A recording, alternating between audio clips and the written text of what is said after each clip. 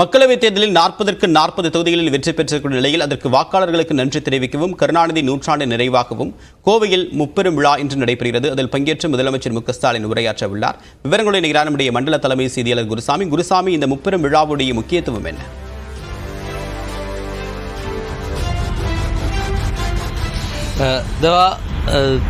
நடைபெற்று முடிந்த நாடாளுமன்ற தேர்தலில் 40 தொகுதிகளிலும் திமுக கூட்டணி வெற்றி பெற்றிருக்கிறது.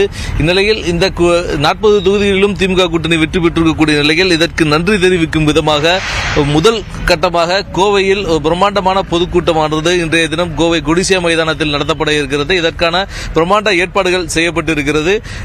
இதை தவிர்த்து முப்பெரும் விழாவாக இந்த விழாவானது கொண்டாடப்படுகிறது. குறிப்பாக கலைஞர் நூற்றாண்டு நிறைவு விழா, வாக்காளர்களுக்கு நன்றி தெரிவிக்கும் விழா, மேலும் இந்த வெற்றியை தேடித்தந்த தமிழக முதல்வர் ஸ்டாலினுக்கு பாராட்டு விழா ஆகிய 3 விழாக்களும் இணைத்து ஒரு முப்பெரும் விழாவாக இந்த கூட்டமானது முதல் கூட்டமாக தேர்தலுக்கு பின்னர் நடைபெறக்கூடிய ஒரு முதல் பொதுக்கூட்டமாக கோவை குடிசை மைதானத்தில் ஏற்பாடு செய்யப்பட்டிருக்கிறது. மிக பிரம்மாண்டமான மேடைகள் அமைக்கப்பட்டு இந்த கூட்டமானது அனைத்து ஏற்பாடுகளும் செய்யப்பட்டு வருகிறது.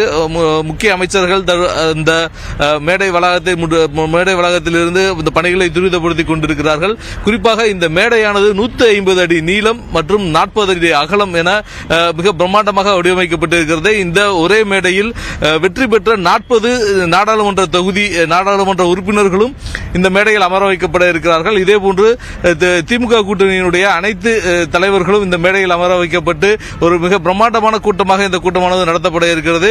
இந்த கூட்டத்திற்கு சுமார் 3 லட்சம் பேர் வரை வருவார்கள் என எதிர்பார்ப்பதாக அமைச்சர் முத்துசாமி அவர்கள் நம்முடைய பேசும்போது தெரிவித்திருக்கிறார்.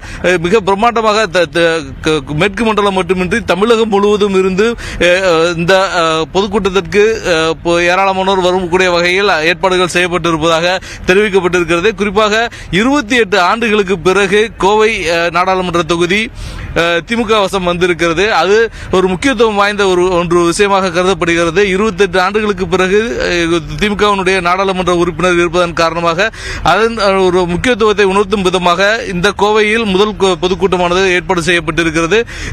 அனைத்து தலைவர்களும் இந்த பொதுக்கூட்டத்தில் வந்து பொதுக்கூட்டத்தில் முதல்வருக்கு பாராட்டு விழா நடத்த இருக்கிறார்கள். அதே போல கூட்டணி கட்சியினருக்கு மரியாதை செலுத்தும் விதமாகவும் இந்த பெரிய வெற்றியை தெரிவித்த கூட்டணி கட்சியினருக்கு நன்றி தெரிவிக்கும் விதமாகவும் ஒரு பிரம்மாண்ட ஒரு பொதுக்கூட்டமாக இந்த பொதுக்கூட்டமானது ஏற்பாடு செய்யப்பட்டிருக்கிறது. தேவா, உங்களுடைய கள தகவலுக்கு நன்றி குருசாமி.